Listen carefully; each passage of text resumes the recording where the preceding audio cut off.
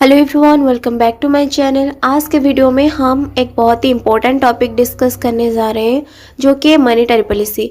Monetary policy एक बहुत ही important topic है। हम पिछले वीडियो में डिस्कस किए थे monetary policy, objective of monetary policy, types of monetary policy. दो टाइप्स का था, one is expansionary monetary policy and one other is contractionary monetary policy. Expansionary monetary policy कब यूज़ होता है, कंट्रैक्शनरी मॉनेटरी पॉलिसी कब use होता है, ये सारे डिटेल्स हम पिछले वीडियो में डिस्कस कर चुके हैं।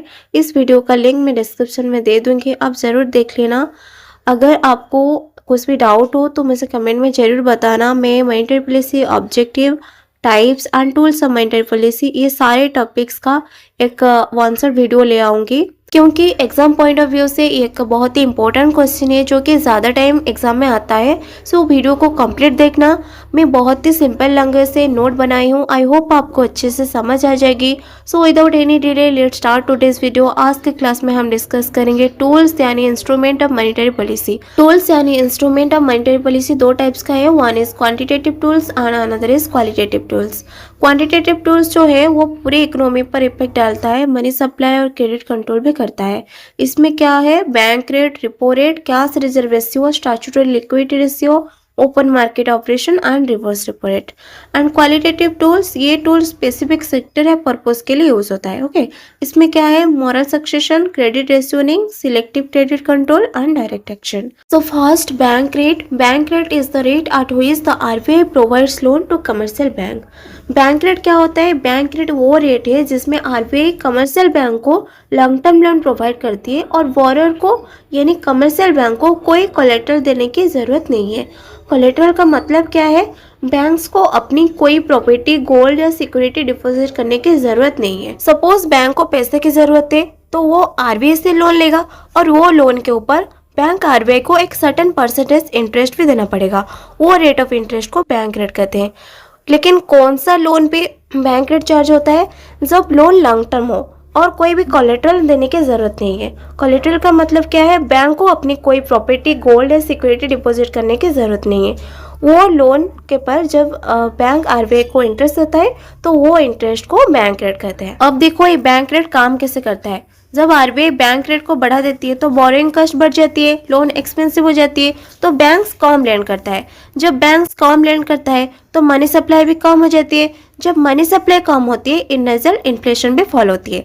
ओके, वाइस वर्सा, मतलब जब बैंक रेट कम होती है तो बोरिंग कॉस्ट क्या होती है, कम हो जाती है, लोन चीप हो जाती है, तो बैंक ज़्यादा लेंडिंग करता है, तो मनी सप्लाई क्या होती है, बढ़ जाती है। जब इकोनॉमी में मनी सप्लाई बढ़ती है तो इकोनॉमी स्टिमुलेट होती है। ओके, सो इकोनॉमी में जब इन्फ्लेशन टाइम है तो बैंक रेट आरबीआई बढ़ा देती है। जब डिप्लेशन यानी रिसेशन लाइक कंडीशन है तो आरबीआई बैंक रेट को कम कर देती है। Okay, then repo rate. Repo rate is the rate of interest at which RBI lends short term loan to commercial bank.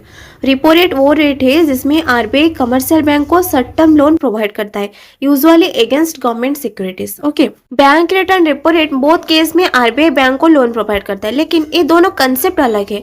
तो बैंक रेट क्या है, आरबीआई बैंक जो लोन देता है, अगर वो लोन लॉन्ग टर्म हो और वो लोन के बदले बैंक को अपनी प्रॉपर्टी और सिक्योरिटी कुछ भी कोलेटरल के हिसाब से नहीं देना है तो वो बैंक रेट कहते हैं। ओके, तो रिपो रेट क्या है, रिपो रेट वो रेट होता है आरबीआई बैंक को जो लोन देता है, अगर वो लोन शॉर्ट टर्म है और वो लोन के बदले बैंक को गवर्नमेंट सिक्योरिटीज आज कोलेटरल आरबीआई को प्रोवाइड करना होता है।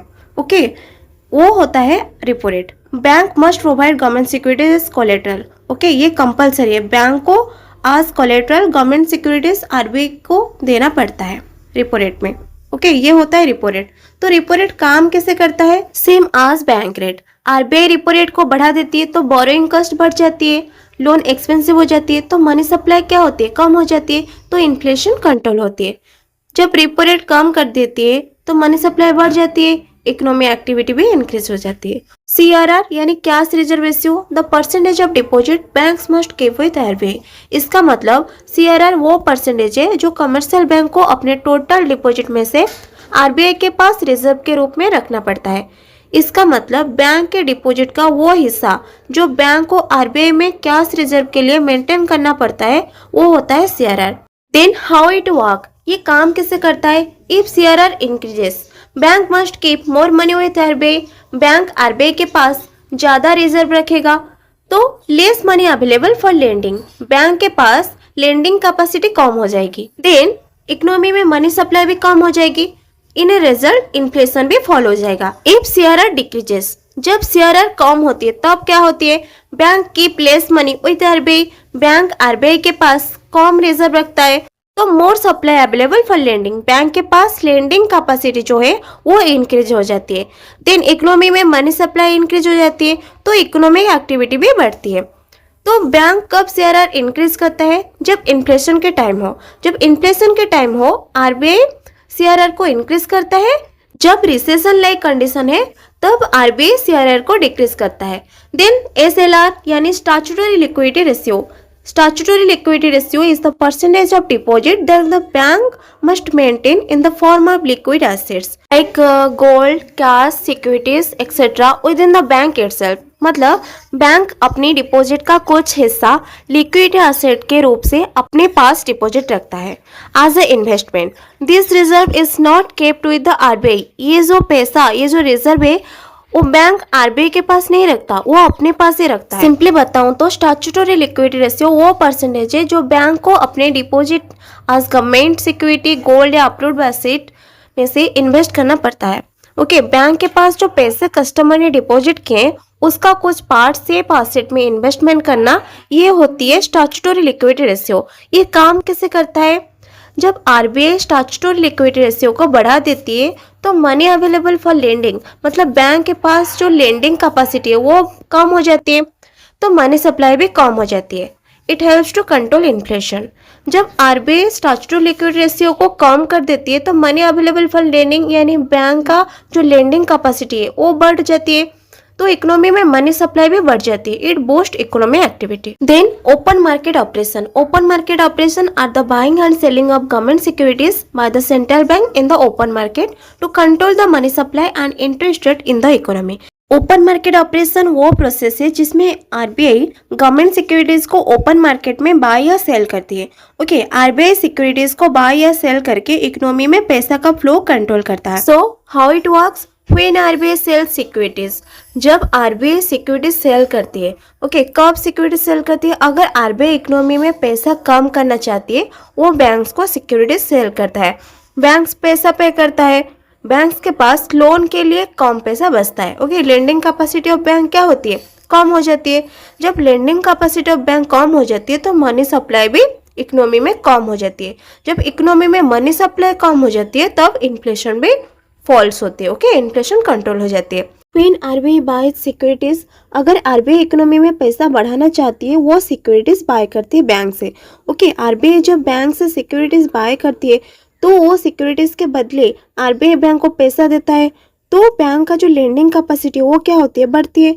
जब बैंक का लेंडिंग कैपेसिटी बढ़ता है तो इकोनॉमी में मनी सप्लाई भी बढ़ती है। जब इकोनॉमी में मनी सप्लाई बढ़ती है तो इकोनॉमिक एक्टिविटीज राइज होती है यानी इकोनॉमिक ग्रोथ होती है। Then reverse repo rate. Reverse repo rate is the interest rate at which the central bank borrow money from the central bank. इसका मतलब रिवर्स रिपो रेट वो रेट है जिसमें आरबीआई बैंक से पैसा बोरो करती है। It is opposite of repo rate. Repo rate में क्या होता है, आरबीआई बैंक को पैसा देता है। ओके, कमर्शियल बैंक को पैसा देता है। रिवर्स रिपो रेट में क्या होता है, आरबीआई बैंक से पैसा लेता है, मतलब बैंक आरबीआई को पैसा देता है। ओके, इसमें क्या होता है, when RBI receives money from bank, okay, जब आरबीआई बैंक से पैसा लेता है तो मनी सप्लाई कम होती है। सो हाउ इट वर्क, ये कैसा काम करता है, हायर रिवर्स रिपो रेट। जब रिवर्स रिपो रेट ज़्यादा होती है तो बैंक आरबीआई को ज़्यादा पैसा देता है तो लिक्विडिटी क्या होती है, कम हो जाती है यानी मनी सप्लाई कम हो जाती है। लोअर रिवर्स रिपो रेट, जब रिवर्स रिपो रेट कम होती है तो बैंक आरबीआई को कम पैसा देता है तो लिक्विडिटी बढ़ती है यानी मनी सप्लाई बढ़ती है। ये था हमारा quantitative tools of monetary policy. Then हम पढ़ेंगे qualitative tools of monetary policy. ये टूल स्पेसिफिक सेक्टर या पर्पस के लिए यूज होता है। Okay, first point, moral succession. RBI advising bank to follow policy regarding credit control. इसमें आरबीआई बैंक को रिक्वेस्ट या एडवाइस देती है कि जब बैंक किसी को लोन प्रोवाइड करता है तो इसमें कुछ गाइडलाइन फॉलो करे। ओके, आरबीआई बैंक को पोलाइटली समझाती है कि इकोनॉमी का बेनिफिट के लिए कुछ रूल्स फॉलो करे, जैसे क्रेडिट को लिमिट करना, रिस्की लोन अवॉइड करना या प्राइवेट सेक्टर को ज़्यादा लोन देना। बैंक्स यूजुअली आरबीआई की एडवाइस को सीरियसली लेता है क्योंकि आरबीआई उनका रेगुलेटर होता है। Okay, then credit rationing, central bank limit loan to certain sector. इसमें क्या होता है, सेंट्रल बैंक को सर्टेन सेक्टर को लोन नहीं देने के लिए रेस्ट्रिक्शन बनाती है। इसका मेन गोल होता है कि स्पेकुलेटिव या वेस्टफुल एक्टिविटीज में पैसा कम जाए। अगर इकोनॉमी में स्पेकुलेशन बढ़ रही हो तो आरबीआई बैंक को बोल सकता है कि लग्जरी गुड्स या स्पेकुलेटिव ट्रेडिंग को लोन मत दो। Okay, then selection credit control, RBI restrict credit for specific purpose. इसमें आरबीआई स्पेसिफिक पर्पज या कमोडिटीज के लिए लोन देने का पर कंट्रोल लगाती है। ओके, कुछ स्पेसिफिक पर्पज और कमोडिटीज के लिए लोन नहीं देता है। क्यों? आरबीआई को सिलेक्टेड गुड्स या एक्टिविटीज के लिए क्रेडिट को रेस्ट्रिक्ट कर देती है, जैसे होर्डिंग स्पेकुलेशन या इसेंशियल कमोडिटीज का स्टॉक मैनिपुलेशन करना। इसका मतलब है कि बैंक ऑन सिलेक्टेड आइटम के लिए आसानी से लोन नहीं दे सकता। गोल ये होता है कि रिस्की और नॉन प्रोडक्टिव एरिया में लेंडिंग कम हो, मतलब लोन ज़्यादा नहीं हो और इकोनॉमी स्टेबल है। Direct action means corrective measure taken by central bank against commercial bank और financial institution that violating banking regulation. Okay, अगर कोई कमर्शियल बैंक आरबीआई के रूल्स या बैंकिंग रेगुलेशन को वायोलेट करता है, मतलब नहीं फॉलो करता, तो आरबीआई डायरेक्टली एक्शन ले सकती है। डायरेक्ट एक्शन का मतलब है कि आरबीआई करेक्टिव स्टेप लेती है, जैसे पेनल्टी लगाना, बैंक को वार्निंग देना, उनका क्रेडिट लिमिट को रिड्यूस करना या उनके ऑपरेशन पर रेस्ट्रिक्शन डालना। ये एक्शन तब होता है जब बैंक रेगुलेशन गाइडलाइंस फॉलो नहीं करता, जैसे एक्सेस लेंडिंग, कभी ज़्यादा लोन प्रोवाइड करता है, फैकुलेटरी रिपोर्टिंग या आरबीआई के इंस्ट्रक्शन को इग्नोर करना। So it's all about tools of monetary policy. Then अगर आपको कुछ डाउट हो तो मुझे कमेंट में ज़रूर बताना। मैं monetary policy objective, types and tools of monetary policy का एक कॉन्सेप्ट वीडियो ले आऊँगी, क्योंकि ये एक बहुत ही इंपॉर्टेंट क्वेश्चन है। Okay, so thanks for watching.